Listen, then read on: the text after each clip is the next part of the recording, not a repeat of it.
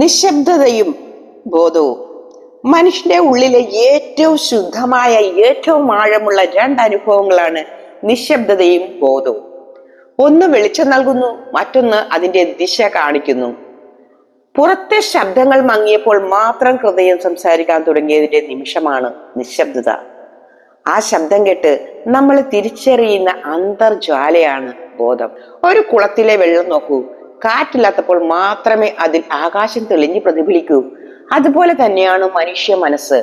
നിശബ്ദതയിൽ മാത്രമേ ഏതാണ് എൻ്റെ യാഥാർത്ഥ്യത്തിൽ ഞാൻ എന്നുള്ള ഉത്തരങ്ങൾ പ്രതിഫലിക്കൂ. ജീവിതത്തിലെ പല പ്രശ്നങ്ങൾക്കും നമ്മൾ ശബ്ദത്തോടെ ഉത്തരങ്ങൾ തേടുന്നു.